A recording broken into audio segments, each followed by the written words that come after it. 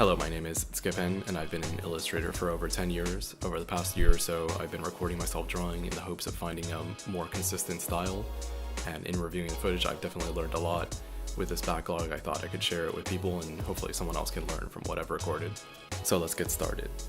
This is the first video that I did. It was recorded on a Wacom Cintiq Companion, which is not that powerful of a tablet computer, but it did the job and it allowed me to record some of the skin coloring, the eye coloring, and some small details, and as well as the hair.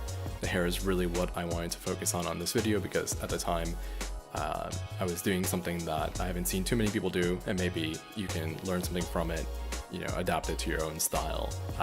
And what I was doing was I would have that base layer for the hair, like what you would cut out so that you could clip stuff on top of that. You'll see here in a moment it's layer 6. Right there, layer 6, and then above that I have a layer for the highlights, and that was the layer that I would color all the highlights. Above that I clipped a folder, and that folder contained all the shadow details.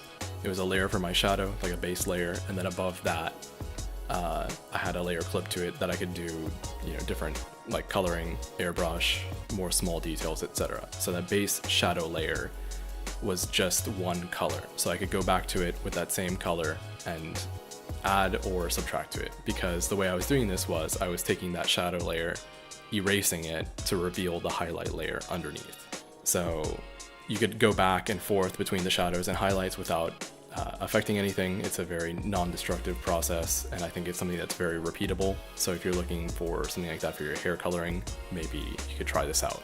Another thing that I really like about Clip Studio is that you can use your brush as an eraser without editing anything. If you just press C on your keyboard, it'll allow you to erase with that same brush, same settings and everything. I have a lot of different custom brushes, and it's very useful to not have to make a different tool of that just to erase. And I know this can all be very confusing, especially for beginners, but maybe if you pause the video, see my layer section or what tool I was using and where, you might be able to get a better idea of what I was doing, but sorry about that. So right here you can see above layer 31, the highlight layer, I just add another layer and ran an airbrush through it. It's a very simple thing because above that you have your one shadow layer that is revealing the highlights as you erase it. So you can be a little bit more sloppy when you're trying to add colors and whatnot to the highlights. This process can be done on any software really for drawing, as long as you have layers, Photoshop, Paint Tool Sai, anything else that has layers you could adapt this to whatever you're used to. I like Clip Studio for this. It's what I've been using for the past 6 months to a year since it's been available on the iPad with the Apple Pencil. I've really decided to shift to using Clip Studio exclusively, and I think it has tools like the fingertip for smudging that really lends itself to this process, that you can go to your shadow layer just with that smudge tool, kind of give it some, it doesn't have to look so sharp. Like if you're just using the pen tools, whatever the standard tools are, it could look too sharp, so you can kind of take that edge off with it, mold it a bit, and it looks great. Also, I really like the standard watercolor tool in Clip Studio.